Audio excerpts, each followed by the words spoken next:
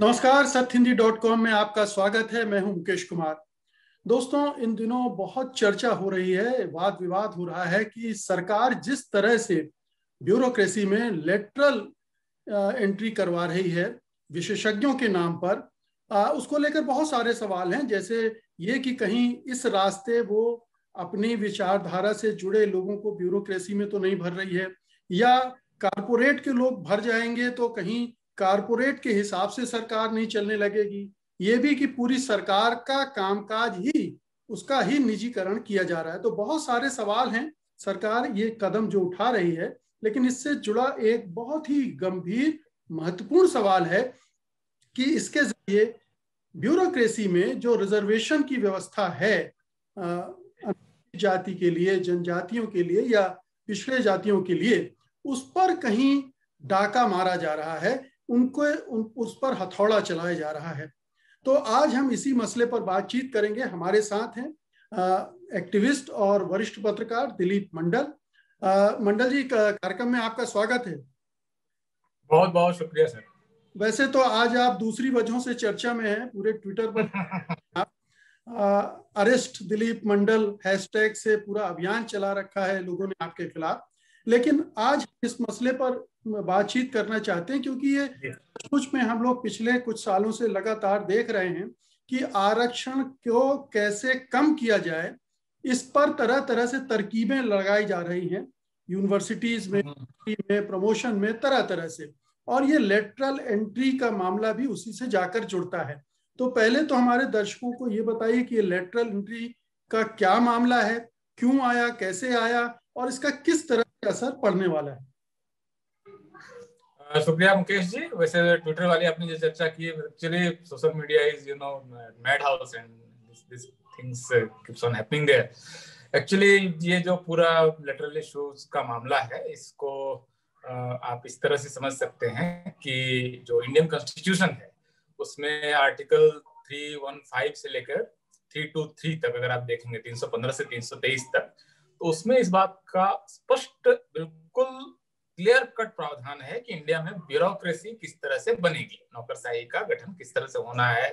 उसमें संघ लोक सेवा आयोग का जिक्र है, यूपीएससी का, फिर राज्यों के लोक सेवा आयोग का जिक्र है, फिर लोक सेवा आयोग में कौन होगा, कितने सदस्य होंगे, अध्यक्ष कौन होगा, वहां पर किस तरह से परीक्षाएं होंगी, सारा कुछ असल में ये बिल्कुल रिटन है। और आप समझ सकते हैं इससे कि संविधान निर्माताओं को हमेशा ये उन्होंने एक सेफगार्ड किया कि कोई भी सरकार आएगी तो मनमानी तरीके से ब्यूरोक्रेसी में छेड़खानी कर सकती है, क्योंकि वो एक पूरे शासन का, आप समझ सकते हैं कि सबसे महत्वपूर्ण 3 अंगों में अगर आप मान भी लें कि लेजिस्लेचर है, तो भी एक ब्यूरोक्रेसी एक बहुत इंपॉर्टेंट उसका पार्ट है। तो कॉन्स्टिट्यूशन में बहुत उसको क्लियर कट बनाया गया है।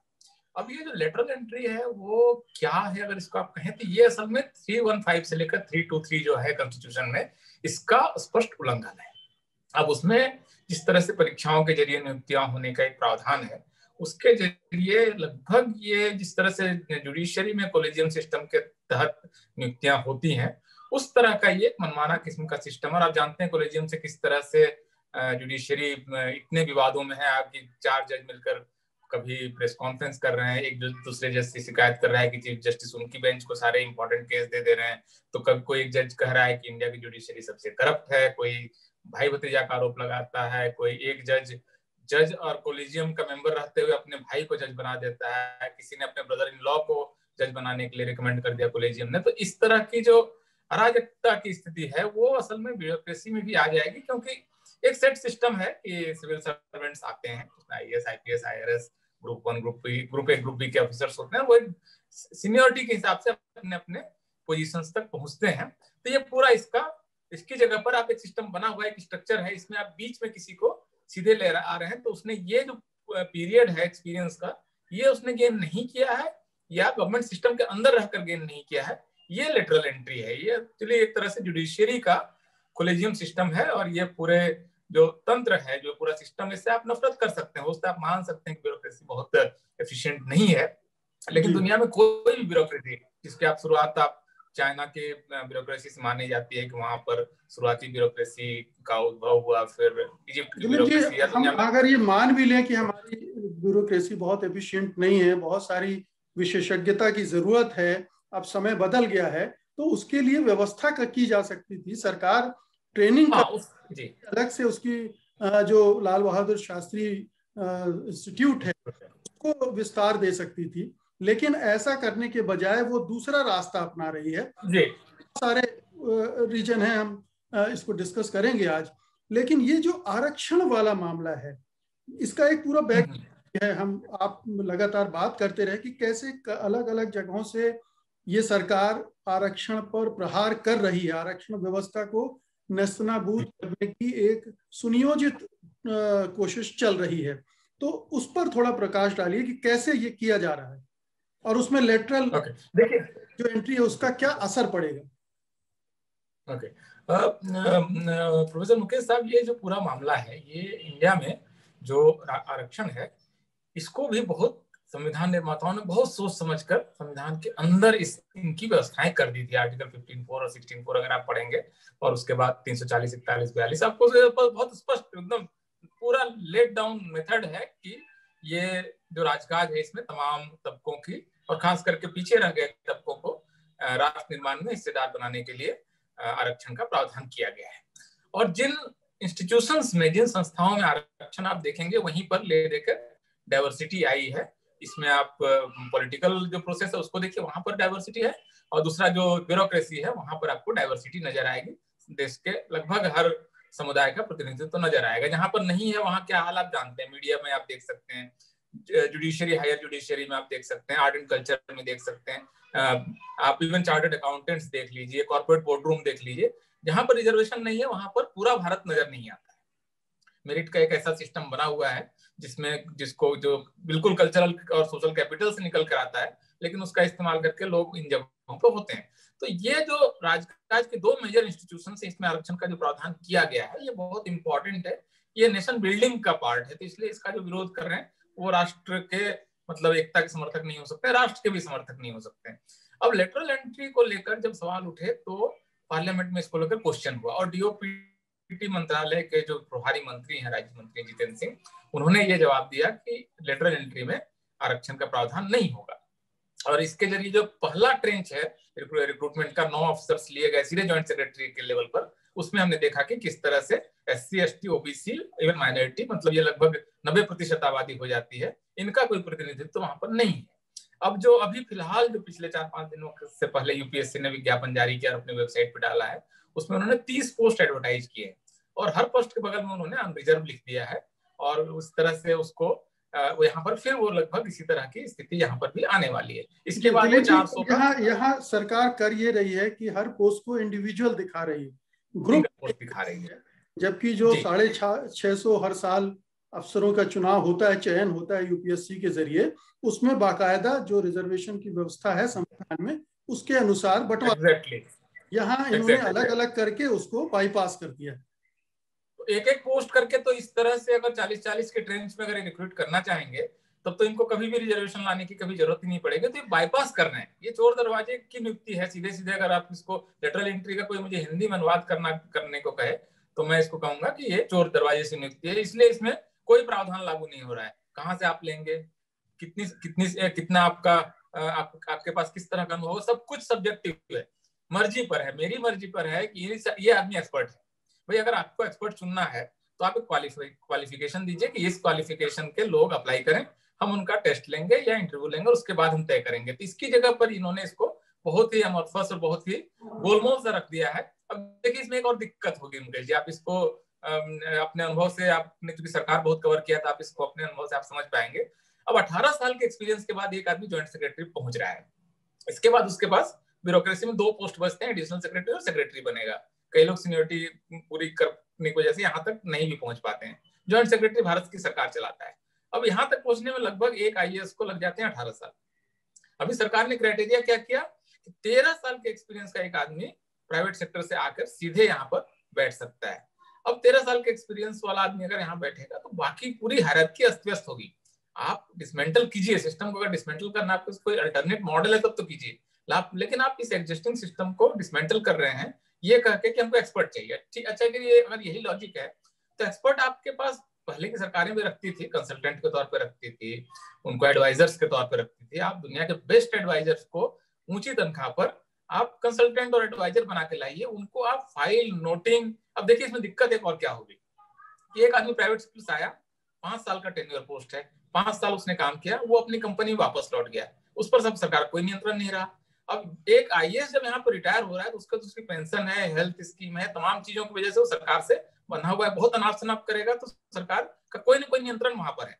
अब इस आदमी पे क्या नियंत्रण है, वो आया, 5 साल काम किया, उसने अपनी कंपनी के लिए काम किया और वापस चला गया, आपका उस पर कोई भी आपका कोई कंट्रोल नहीं रहा, क्योंकि आपका वो पेंशन सिस्टम का पार्ट नहीं है, आपका सीजीएचएस हेल्थ सिस्टम का पार्ट नहीं है। तो वो एक जो अभी इस बीच मेरे पास इतने आईएएस ऑफिसर्स के फोन आए, और उनका नाम मैं नहीं लेना चाहूंगा, ऑब्वियस रीजंस आप समझ सकते हैं, लेकिन उनकी चिंता इस बात की है कि ठीक है आप एक्सपर्ट लाइए। एक्सपर्ट ऐसा तो नहीं है कि वाजपेयी सरकार में एक्सपर्ट नहीं आते थे, इससे पहले मनमोहन सरकार में एक्सपर्ट नहीं आते थे। आप 40 के 40, 30 के 30 हर मंत्रालय में एक एक ज्वाइंट सेक्रेटरी रख देंगे, मैसेज ये जाएगा कि सरकार का आदमी ये है, ये भी मैसेज जाएगा साथ में कि सरकार ने इनको एक्सपर्ट बनाकर लाया, तो वो एडिशनल सेक्रेटरी पर भी भारी पड़ेगा और सेक्रेटरी पर भी भारी पड़ेगा। तो पूरा ये कॉर्पोरेट सेक्टर के लोग घुसेंगे, ये पूरे सिस्टम को अस्त व्यस्त कर देंगे। और ये मतलब आप दिलीप जी, आपको ये भी दलील दी जाती है कि पहले मनमोहन सिंह, मोन्टेक सिंह अहलवालिया, स्वामीनाथन, अंकलेश्वरिया, ये सब लोग भी लेटरल एंट्री की तरफ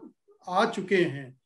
तो आ चुके हैं बिल्कुल। एक उसमें फर्क ये है ना मुकेश जी, फर्क ये है कि वो एक तो इस तरह की बल्क रिक्रूटमेंट नहीं था। अभी नेक्स्ट जो अगली घोषणा है 400 लोग, आप पूरे साल में सिविल सर्विस के जरिए जितनी नियुक्ति कर रहे हैं उसका 50% या 50% से ज्यादा अगर आप लेटरल एंट्री के थ्रू रिक्रूट कर लेंगे, तो वो बच्चे जो तैयारी कर रहे हैं यूपीएससी की और आईएएस बनने की, आप उनके साथ कितना बड़ा छल कर रहे हैं। आपने आपने उनका भी नहीं सोचा। उसमें तो वो तो एससी एसटी ओबीसी का ही मामला नहीं है, वो तो सारे कैटेगरीज के बच्चे जो भी हैं, जो यूथ हैं, जो स्टूडेंट्स हैं, आप उनके साथ कितना बड़ा छल कर रहे हैं कि आप नौकरियों का अवसर तो घटा देंगे ना फिर। तो वो उसके एक आदमी के पास अगर नौकरी में जाने के मतलब जो परसेंटेज होगा X% है, वो तो घट के X/2 हो जा रहा है। तो ये जो प्रॉब्लम है इसको भी देखना पड़ेगा कि ये निश्चित रूप से सरकार का जो 2 गोल मुझे लगता है इसके पीछे है स्पष्ट रूप से, और बाकी चीजें फॉलो कर रही हैं। 2 असल चीज ये है कि वो सरकार रिजर्वेशन के सिस्टम को डिसमेंटल कर रही है, और दूसरा कॉर्पोरेट के लोगों को डायरेक्ट एंट्री कराकर कॉर्पोरेट्स के काम को आसान बना रही है। अभी क्या करता है कॉर्पोरेट, वो किसी जॉइंट सेक्रेटरी को से डील करता है, उसको समझाता है, फिर वो जॉइंट सेक्रेटरी अपने विवेक के हिसाब से कि अगली सरकार आएगी और मुझ पर मुकदमा हो जाएगा, तो वो बहुत संभल कर अपना काम करता है। अभी ये जो बेलगाम किस्म के लोग आएंगे जिनका कोई उमस ही नहीं रहेगा, वो अपना जब चाहेंगे चले जाएंगे। अभी पिछली बार 9 जो आए थे उसमें एक अफसर को मन किया कि अब या तो मेरा काम हो गया या मेरा मन नहीं लग रहा, छोड़ के चली गई। वो काकोली घोष मेरे ख्याल से नाम है। तो मतलब ये कितनी बड़ी अराजकता होगी, आप समझ रहे हैं। मतलब ये पूरा सिस्टम डिसमेंटल जो कर रहे हैं, ये पूरा तोड़फोड़ मचा रहे हैं। नहीं, और दूसरी बात जो आपने पहले भी कही कि आप जब नीचे से आते हैं तो आप गांव में, शहरों में, जिला स्तर पर, राज्य स्तर पर, हर स्तर का आप अनुभव लेकर आप ज्वाइंट सेक्रेटरी, और यहाँ यह है कि आप मल्टीनेशनल्स में एक इलीट सर्विस में आप काम कर रहे थे, उस माइंडसेट के साथ आते हैं। आप भारत को समझते नहीं हैं, भारत की जरूरत को नहीं समझते हैं, और अपनी एक्सपर्टीज थोपने की कोशिश करते हैं। तो ये एक खतरनाक प्रवृत्ति पूरे सिस्टम में पैदा होती है, जिसके अपने बहुत सारे नुकसान हो गए, जिसको नजरअंदाज किया है। तो जी, और इसमें जो एक जो ब्यूरोक्रेट्स की चिंता है, मुझे लगता है कि उसके साथ आमतौर पर ब्यूरोक्रेट्स बहुत जन सहानुभूति के पात्र कई बार अपने कारणों से नहीं होते हैं, और वो भी एक सिस्टम के पार्ट है। वो सिस्टम बहुत ह्यूमन सिस्टम नहीं है, लेकिन हमको ये भी समझना पड़ेगा कि फिर भी आप देखिए ब्यूरोक्रेसी एक ऐसी जगह है जो जहां पर लोग आज भी शिकायत होती है तो जाकर आदमी कलेक्टर का घेराव करता है। मतलब एक बेसिक जो डेमोक्रेटिक प्रोसेस है, सारी पार्टियां करती है, बीजेपी भी करती है, कांग्रेस भी करती है, लेफ्ट भी करती है। अभी अब आप जिस तरह के ब्यूरोक्रेट्स हैं वो क्या उस जनता की सुनेंगे। उन्होंने वो प्रोसेस देखते हुए आए नहीं है। वो एसडीएम कभी बने नहीं, कभी डिप्टी कलेक्टर बने नहीं, कलेक्टर नहीं बने, कमिश्नर नहीं बने, सीधे ज्वाइंट सेक्रेटरी बन रहे हैं। तो वो इस एक्सपीरियंसेस से वो गुजरे नहीं है कि पीपुल्स रिएक्शन क्या होता है, कैसे उसको मिटिगेट करना है, कैसे उनको डील करना है। ये सारे अनुभवों से हटकर एक आदमी देखिए, अब जैसे आप एक ज्वाइंट सेक्रेटरी लेवल का एक ऊंचा जानकार अफसर आपको रखना है, एक जो इन चीजों को जानता है। जैसे मान लीजिए कि उसमें एक विभाग है जो प्लेन खरीदी का विभाग है, उसको प्लेन की तकनीकी जानकारी होनी चाहिए, वो इंजीनियर होना चाहिए, तो वो आईएएस हो सकता है कि ना हो, मान लीजिए कि नहीं है। आप एक एक्सपर्ट लाना चाहते हैं, आप तो कंसल्टेंट बना के भी ला सकते हैं। ऐसी क्या मजबूरी है कि आपको सीधे उस आदमी को एक ऐसी जगह प्लेस करना है जो ब्यूरोक्रेसी का पार्ट बन जाए। और इवन अगर कांग्रेस के समय में भी है कि ऐसा एक तो छिटपुट हुआ है, बल्क में नहीं हुआ है, जैसे कि 9 आ जाएंगे, विज्ञापन देके 30 आ जाएंगे, फिर 400 आ जाएंगे। ये भारतीय ब्यूरोक्रेसी के इतिहास में अभूतपूर्व है, और अभूतपूर्व शब्द का इस्तेमाल मैं बहुत सोच समझ के कर रहा हूँ, क्योंकि पिछले 30 साल से तो मैं भी देख रहा हूँ इस पूरे सिस्टम को। तो ये ऐसा नहीं हुआ है कभी भी।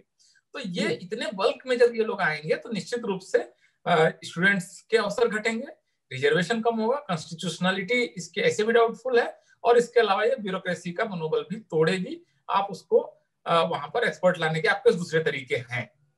अभी तो नीति आयोग की जो घोषणा है उसके मुताबिक ये कि 10% ब्यूरोक्रेसी की जो वो सीट्स हैं या नौकरियां हैं उसको हम इस तरह से भरेंगे। आगे चल के ये संख्या और बढ़ाई जा सकती है, बिल्कुल जरूरत है। और ये तो बड़ा अच्छा काम कर रहे हैं, हमारे जो ट्रेनिंग लेकर आ रहे हैं वो सब बेकार हैं। तो धीरे धीरे ये प्राइवेट अपने उसके पास पूरे प्रोपेगेंडा का मशीनरी है, मीडिया है, तो वो धीरे धीरे ये ऐसा माहौल बनाएगा कि यही काबिल लोग हैं, बाकी सब नकारा हैं। तो ये एक प्राइवेट क्षेत्र का बढ़ता जाएगा, और ये सरकार फिर एक दूसरे एजेंडे पर वैसे भी चली गई है, लेकिन फिर तो वही सर्व करेगी। ये खतरा है। इसका एक उदाहरण दे रहा हूँ मुकेश जी। जैसे कि मुझे एक कॉर्पोरेट अगर मैं हूँ और मुझे इस समय एयर इंडिया खरीदनी है, तो एयर इंडिया अगर खरीदनी है तो मैं अपनी कंपनी का एक एक्सपर्ट भेजूंगा सरकार के जरिए एविएशन मिनिस्ट्री में, सिविल एविएशन में।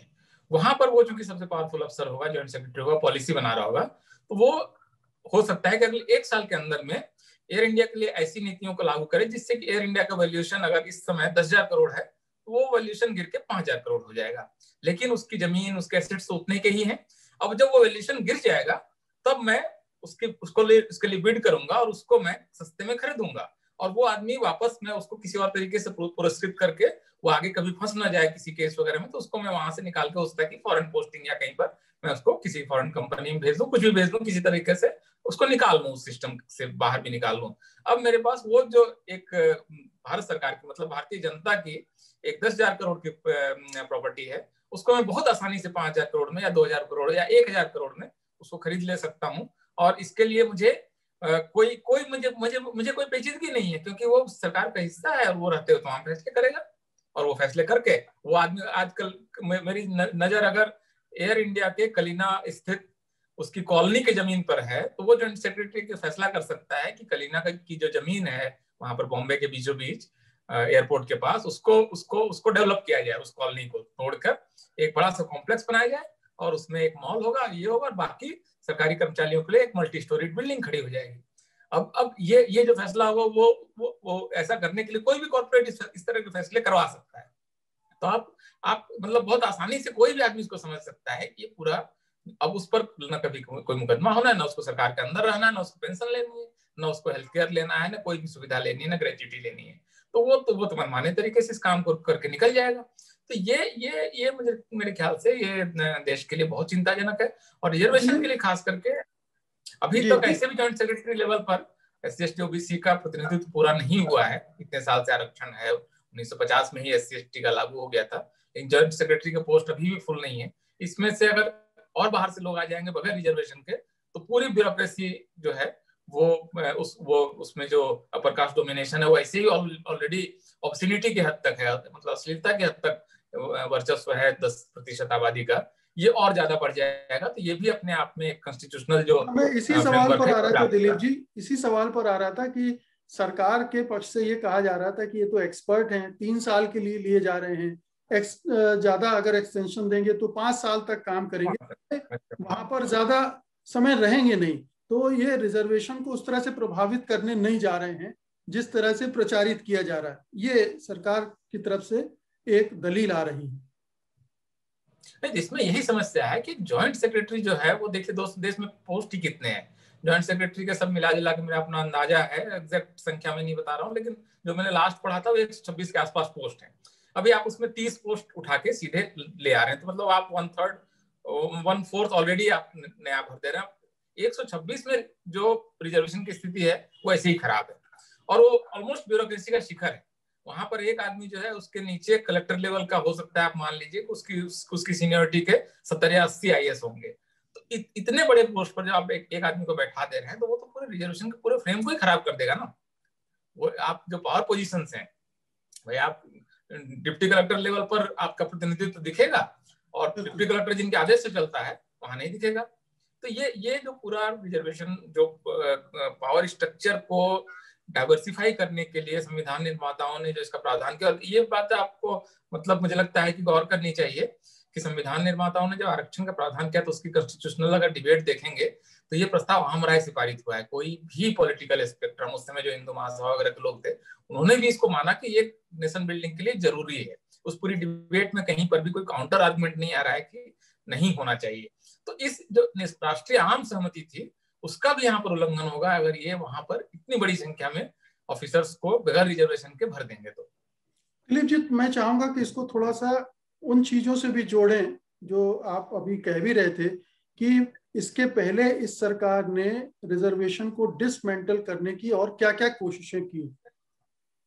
जी, इसमें क्या है, देखिए एक बहुत दिलचस्प स्टेटमेंट सुब्रमण्यम स्वामी जो बीजेपी के सांसद हैं, उनका अगर गूगल पे कोई भी सर्च करेगा तो मिल जाएगा।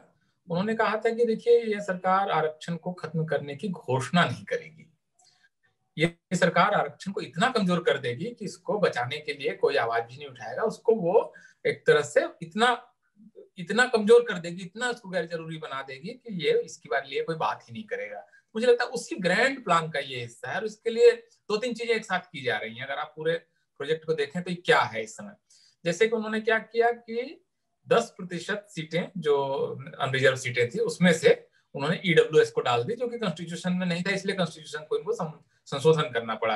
संविधान में जो जिन डिप्रिवेशन या जिन कमियों की बात है जिसको पूरा करने के लिए रिजर्वेशन है, उसमें सोशल डिप्रिवेशन है, उसमें एजुकेशनल डिप्रिवेशन है, उसमें छुआछूत है या आदिम जाति का होना है, आर्थिक डिप्रिवेशन को इसका आधार कॉन्स्टिट्यूशन लिखने वालों ने नहीं बनाया था। तो इसलिए एक तो इन्होंने 10% को वहां दे दिया सीधे सीधे।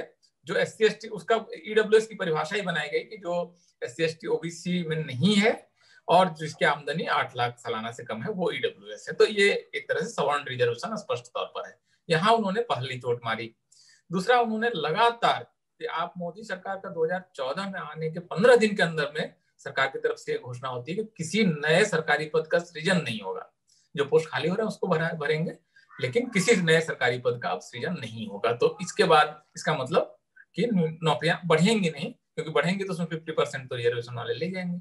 ये हो गया उनका दूसरा। अब ये जो रहे सहे पद हैं, इसमें भी जो 3rd और 4th कैटेगरी पोस्ट है, जिसको अब 3rd कैटेगरी के अंदर ही 4th को भी इंक्लूड कर दिया गया है, इसके अंदर उन्होंने बहुत बड़े पैमाने पर आउटसोर्सिंग से आदमी रखना शुरू कर दिया है। अब जैसे मैं एक उदाहरण दे रहा हूँ, एम्स अगर आप आज की तारीख में जाएंगे तो आप देखेंगे कि जिस सफाई कर्मचारी का सफाई का काम जो वहां पहले एक स्थायी कर्मचारी करता था, लगभग उसको 40-45 हजार तनख्वाह थी, वो अपने बच्चे को अच्छे ठीक ठाक इंग्लिश स्कूल में पढ़ा लेता था, हेल्थ केयर वगैरह सारी सुविधाएं थी, वो वहां पर काम कर रहा था। वो एक तरह से शेड्यूल कास्ट के लोगों को जो मतलब बहुत समय से प्रताड़ित थे, उनके मिडिल क्लास में एंट्री का एक पॉइंट था। सिर्फ सफाई कर्मचारी की भी बात कर रहा हूँ, ये दूसरे पदों पर भी लागू होता है। अभी उस पद को इन्होंने सुलभ को पिछली बार में, होता है कि बदल गया हो, लेकिन एनजीओ को दे दिया कि आप सफाई वाला काम कीजिए, आउटसोर्स कर दिया कि आप एक एनजीओ चलाते हैं, आप इसको कर लीजिए। अब वो सफाई का काम का पैसा उनको कितना मिल रहा है, 10-11 हजार के आसपास अब उनको मिलेगा। अब 10 से 11 हजार रुपए जैसे ही मिलेगा, इसका मतलब हुआ कि उसके बच्चे की पढ़ाई, उसके थोड़ा ढंग से जीना, एक उसके बच्चे की बाइक आएगी, अपने लिए कभी जाके कार कर देगा, 1-2 कमरे का मकान बना लेगा, ये उसका इसकी कहानी यहाँ खत्म हो जा रही है। तो शेड्यूल कास्ट के लोगों का मिडिल क्लास में जाने का जो एंट्री पॉइंट है, आपने उसको यहाँ पर बंद कर दिया। तो ये तीसरी बात हो गई कि आपने आउटसोर्सिंग के जरिए खास करके नीचे के जो पद थे उसको, जैसे वो पीएन का पोस्ट है, ड्राइवर का पोस्ट है, ये सारे पोस्ट आपने आउटसोर्स कर दिए। सिक्योरिटी वगैरह का मामला है, ये सब आपने उसमें SIS और ये सारी कंपनियों को आपने डाल दिया, वो भी बीजेपी के नेताओं की कंपनियां हैं। इस तरह से आपने वहां पर नौकरी के मौके और कम किए। तो आरक्षण के जरिए जो लोग आ सकते थे वहां पर उनके मौके अब और कम हो गए। अब इसके बाद आपने कंपनियों को को प्राइवेट करना शुरू कर दिया। जैसे आप मान लीजिए कि मारुति एक कंपनी है, सरकारी कंपनी जब तक थी तब तक आधे लोग वहां पर SC ST OBC के आते थे। आप जैसे ही उस कंपनी में सुजुकी कंपनी का जो शेयर है वो 51% हुआ, वो कंपनी प्राइवेट हो गई। प्राइवेट होते ही उसका रिजर्वेशन वहां पर खत्म हो गया। और प्राइवेट होने के बाद फिर आपने उसका नया HR सब कुछ आ गया, तो पुराने स्ट्रक्चर पुराने सिस्टम से जो लगाए थे उनमें से वो चूंकि महंगे हो चुके थे, उनको आपने हटाया, सस्ते लोग लाए और अपने ये काम पूरा करना जो शुरू किया। और नई डिसइन्वेस्टमेंट वाला, जो पूरा डिसइन्वेस्टमेंट का प्लान है, वो आरक्षण को और भी विरोधी है, एकदम आरक्षण खिलाफ, वो आरक्षण को खत्म कर देगा। अभी जैसे 4 बैंक के प्राइवेटाइजेशन की उन्होंने घोषणा कर दी है, अभी जो अखबारों में छपा उसके हिसाब से इंडियन बैंक, सेंट्रल बैंक और बैंक ऑफ महाराष्ट्र और इंडियन ओवरसीज बैंक, ये 4 बैंक प्राइवेटाइज होंगे।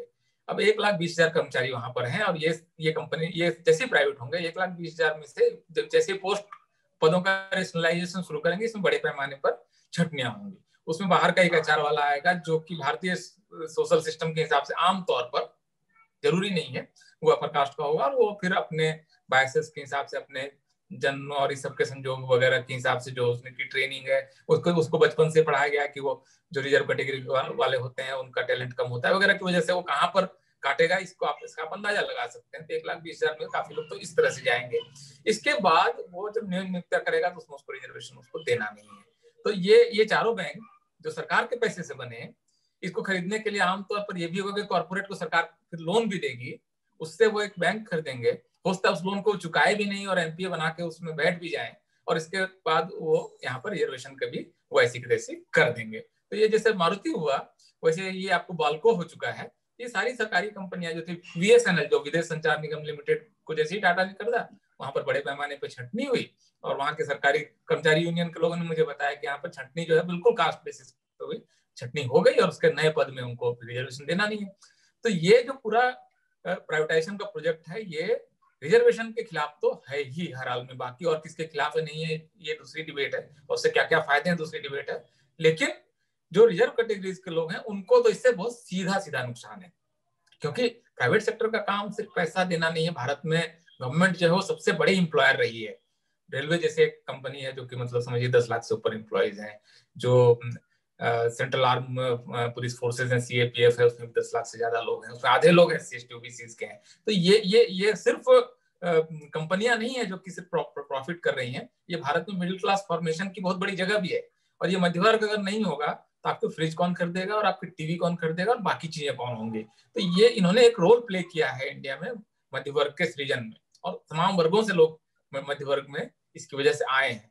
तो ये सारे प्रोसेस को ध्वस्त करने के लिए बीजेपी असल में इस समय रिजर्वेशन को हटाने के लिए जिन 4-5 रणनीतियों पर काम कर रही है, उसमें नए पद का सृजन नहीं, नई नौकरियों की घोषणा नहीं, तृतीय और चतुर्थ के कर्मचारियों का सारा काम लगभग आउटसोर्स कर देना, लेटरल एंट्री और प्राइवेटाइजेशन, ये 5 तरह के हमले बहुत सीधे तौर पर हो रहे हैं। इसके अलावा सिंगल पोस्ट है, EWS है, सब मिला जुला के लगभग 6 से 7 स्ट्रॉन्ग अटैक है। मतलब इतने तरीके से ये एकेडमिक्स में भी रोस्टर सिस्टम के जरिए उन्होंने यही खेल कर रोस्टर सिस्टम के जरिए उन्होंने कोशिश की, एक वो भी था, उसको तो खैर भारत बंद हुआ और बहुत बड़ा विरोध हो गया तो वो नहीं कर पाए। लेटरल एंट्री अभी तक जो विरोध की स्थिति मुझे दिख रही है उसमें लगता नहीं कि लागू करा पाएंगे, लेकिन प्राइवेटाइजेशन को लेकर अभी बाकी पार्टियां उतनी सचेत नहीं है, लेफ्ट भी नहीं। मतलब 1,20,000 4 बैंकों के सरकारी कर्मचारी अगर अपने परिवार को लेकर दिल्ली आ जाएं तो 5 लाख लोगों का प्रोटेस्ट यूं हो जाएगा। और उनको तो उन कर्मचारियों को प्राइवेट होते ही उनका पेंशन गया, उनकी नौकरी की सुरक्षा गई, उन पर जिस तरह से बाकी सब कुछ होना है, तो उनकी चिंताओं को भी स्वर इस समय कोई नहीं दे रहा है। बाकी कोई पार्टी भी इनकी चिंताओं को स्वर नहीं दे रहे, सब या तो ट्वीट कर रहे हैं या भाषण दे रहे हैं। मतलब राहुल गांधी भी सिर्फ वो हम दो हमारे दो कर रहे हैं।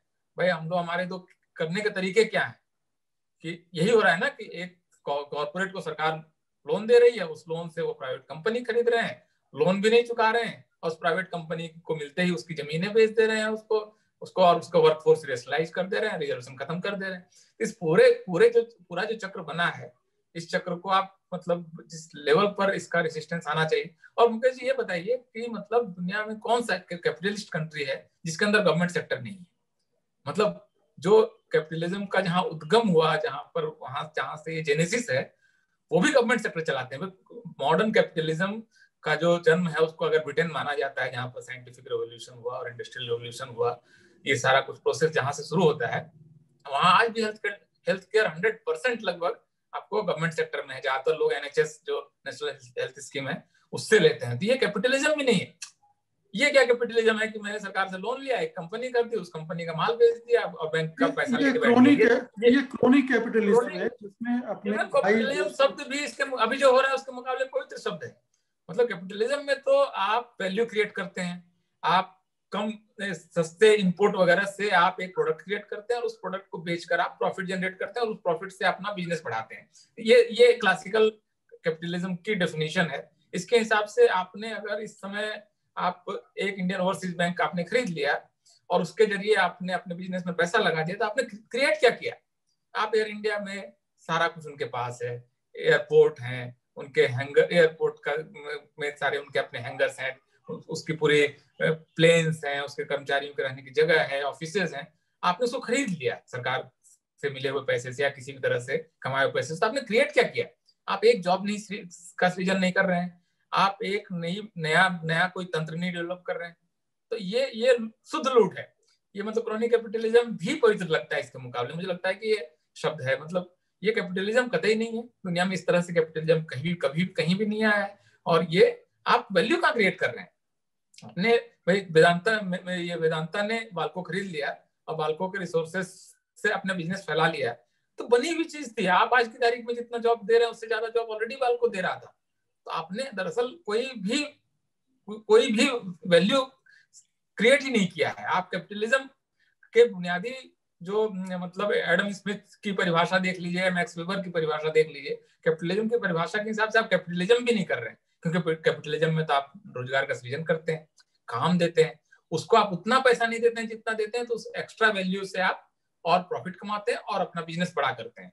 ये अगर मार्क्स की भी परिभाषा देखें, मतलब मैं इसमें कैपिटलिस्ट थिंकर और मार्क्सिस्ट थिंकर दोनों सरप्लस वैल्यू, तो सरप्लस वैल्यू से आप कमा रहे हैं। यहाँ तो आपने कोई वैल्यू नहीं क्रिएट किया, आप बनती हुई चीज को खरीद कर लूट के आप निकल गए और उसके बाद आपने मतलब। दिलीप जी ये बताइए कि इसको कोर्ट में भी चैलेंज किया गया, कोर्ट से भी कोई विशेष राहत नहीं? कोर्ट पर देखिए किसी दिन अलग बात करेंगे। कोर्ट इस समय भारत में जो है वो खुद ही चीफ जस्टिस अभी 3 दिन पहले कह रहे हैं कि कोर्ट जाना ही बेकार है।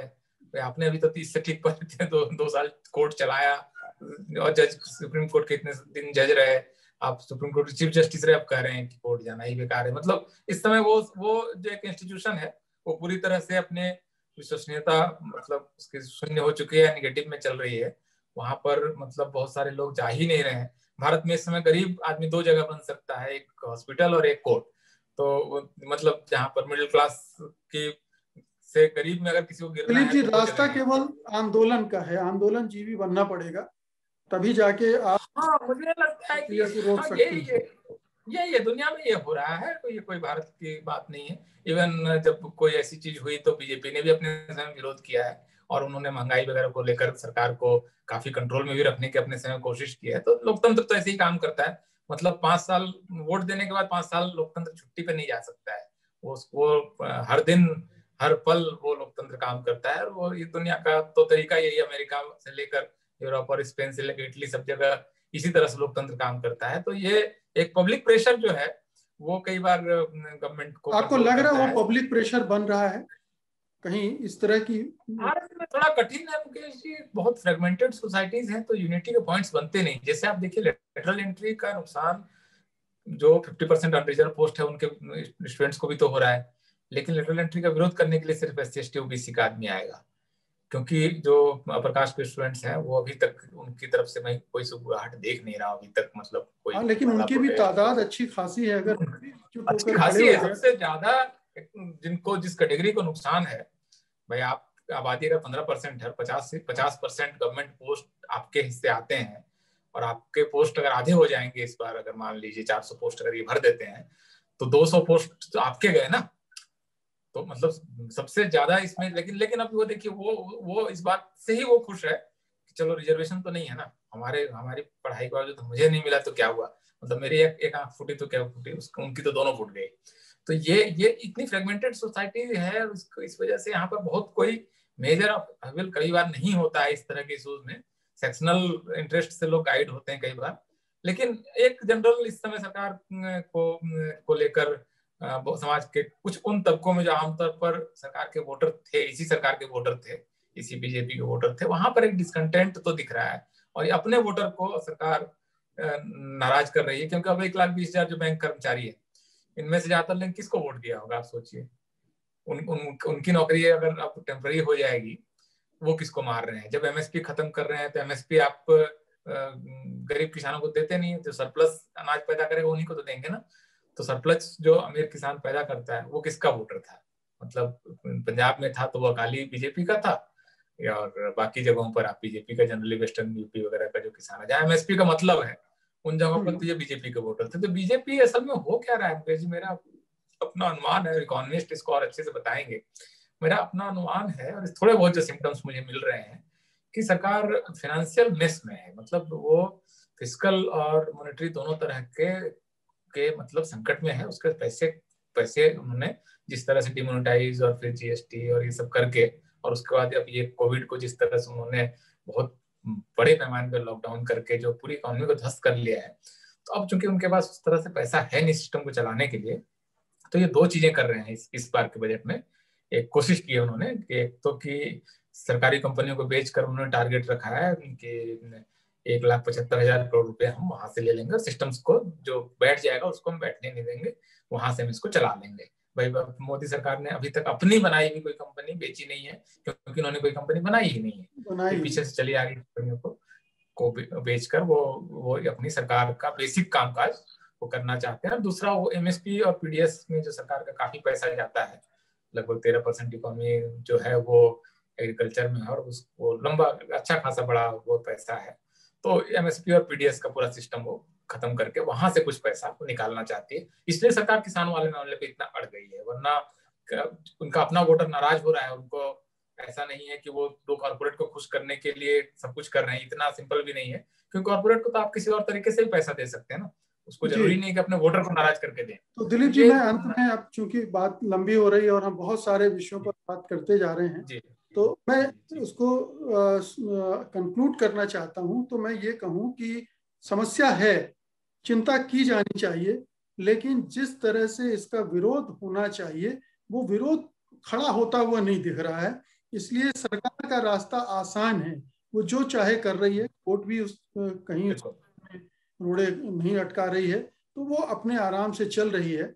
और वो जो जागृति मंडल आंदोलन से पैदा हुई थी, अब वो कहीं जाके खत्म होती सी दिख रही है, उस पैमाने फल के स्तर पर रह गई। बिल्कुल, मतलब सहमत हूँ इस पर। कभी हम लोग फिर बात करेंगे कि ये जो साइलेंट रिवॉल्यूशन था 90s का, वो क्यों काउंटर रिवॉल्यूशन में तब्दील हो गया, कहाँ गलती हुई, किसने की, इसको मुझे लगता है फिर से बात कर सकते हैं। लेकिन आप जो कह रहे हैं मेरे ख्याल से वो बिल्कुल सच है, सच के करीब तो निसंदेह है, और ये स्थिति आज की तारीख में यही है। बहुत बहुत शुक्रिया दिलीप जी, हमसे बातचीत करने के लिए। धन्यवाद आपका। बहुत बहुत आभार सत्य हिंदी का, और आपका मुकेश बहुत बहुत शुक्रिया। सत्य हिंदी का ऐप डाउनलोड करें गूगल प्ले स्टोर पर।